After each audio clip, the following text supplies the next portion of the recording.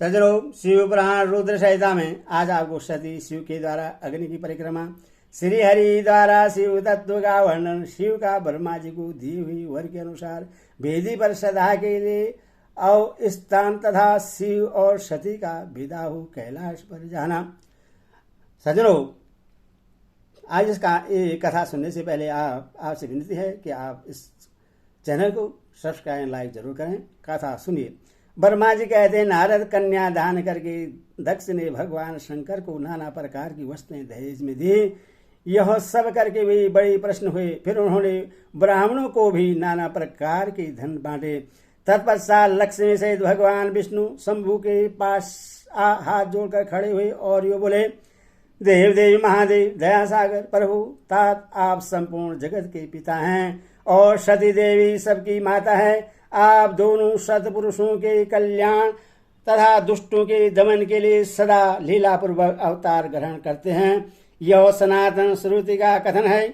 आप चिकने नील अंजन के समान शोभा वाली सती के साथ जिस प्रकार शोभा पा रहे हैं, मैं उससे उलटे लक्ष्मी के साथ शोभा पा रहा हूँ। अर्थात सती नीलवर्णा तथा आप गौरवर्ण हैं, उससे उलटे मैं नीलवर्ण तथा लक्ष्मी गौरवर्ण है।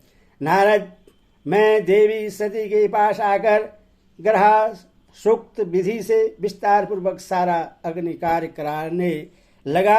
मुझ आचार्य तथा ब्राह्मणों की आज्ञा से शिवा और शिव ने बड़े हर्ष के साथ विधि पूर्वक अग्नि की परिक्रमा की। उस समय वहां बड़ा अद्भुत उत्सव मनाया गया। गाजी बाजी और नृत्य के साथ होने वाला वह उत्सव सबको बड़ा सुखद जान पड़ा। तदंतर भगवान विष्णु बोले, सदाशिव, मैं आपकी आज्ञा से यहाँ शिव तत्व का वर्णन करता हूँ। समस्त देव तथा दूसरे दूसरे मुनि अपने मन को एकाग्र करके इस विषय को सुने। भगवान आप प्रधान और अप्रधान प्रकृति और उससे अतीत हैं। आपके अनेक भाग हैं, फिर भी आप भाग रहित हैं। ज्योतिमय स्वरूप वाले आप महेश्वर के ही हम तीनों देवता अंश हैं। आप कौन, मैं कौन और ब्रह्मा कौन हैं? आप परमात्मा के ही ये तीन अंश हैं जो सृष्टि पालन और सहार करने के कारण एक दूसरे से भिन्न प्रतीत होते हैं। आप अपने स्वरूप का चिंतन कीजिए। आपने स्वयं ही लीलापूर्वक शरीर धारण किया है। आप निर्गुण ब्रह्मा रूप से एक हैं।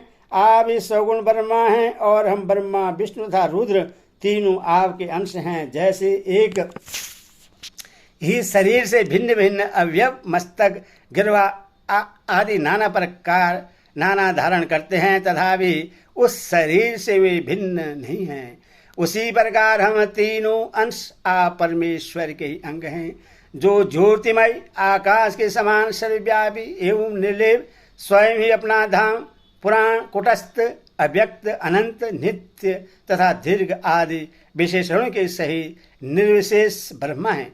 वही आप शिव हैं अथवा आप ही सब कुछ हैं। ब्रह्मा जी कहते हैं, मुनीश्वर, भगवान विष्णु की यह बात सुनकर महादेव जी बड़े प्रश्न हुए।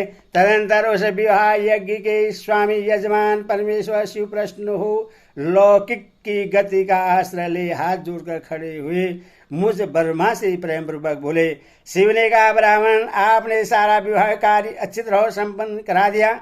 अब मैं प्रश्न हूँ, आप मेरे आचार्य हैं, बताइए आपको क्या दक्षिणा दूं? सूर्यज्येष्ठ, आप उस दक्षिणा को मांगे महाभाग। यदि वह अत्यंत दुर्लभ हो तो भी उससे शीघ्र कहिए। मुझे आपके लिए कुछ भी अधीन नहीं है।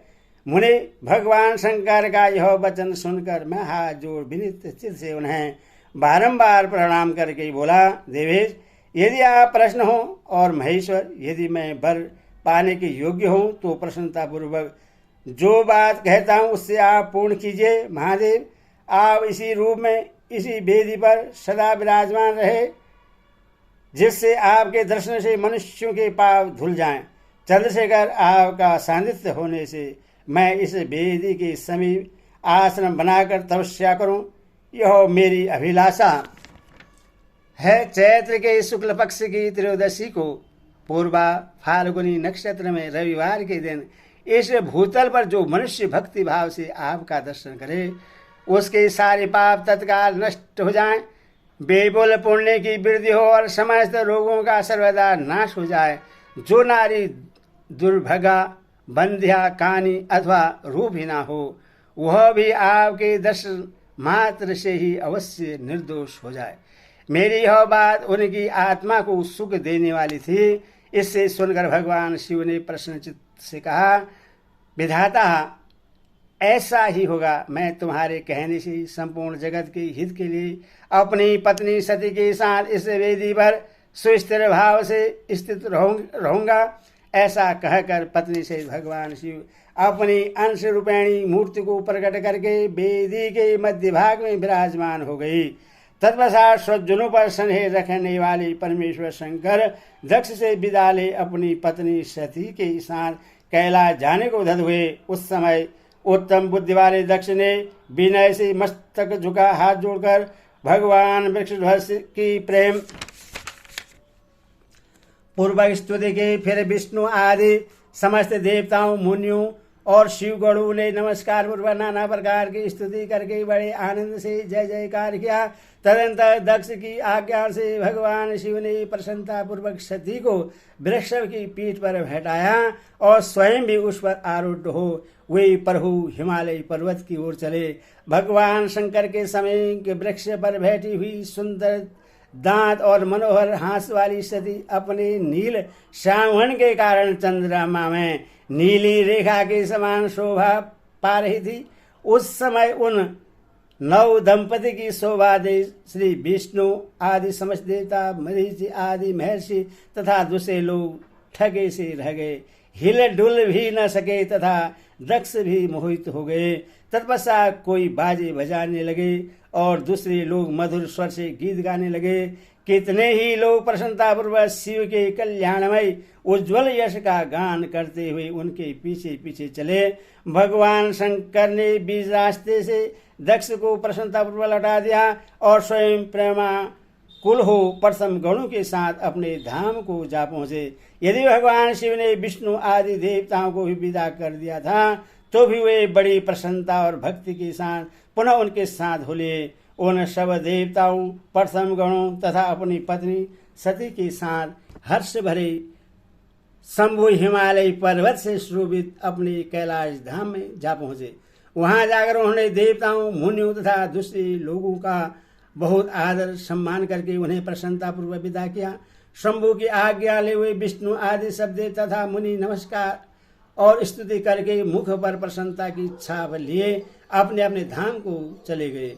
सदा शिव का चिंतन करने वाले भगवान शिव भी अत्यंत आनंद हो हिमालय के शिखर पर रहकर अपनी पत्नी दक्ष कन्या सती के साथ विहार करने लगे। सूर्य कहते हैं, मुनियों, पूर्व काल में स्वयं भू मनवंतर में भगवान शंकर और सती का जिस प्रकार विवाह हुआ वह सारा प्रसंग मैंने तुमसे कह दिया।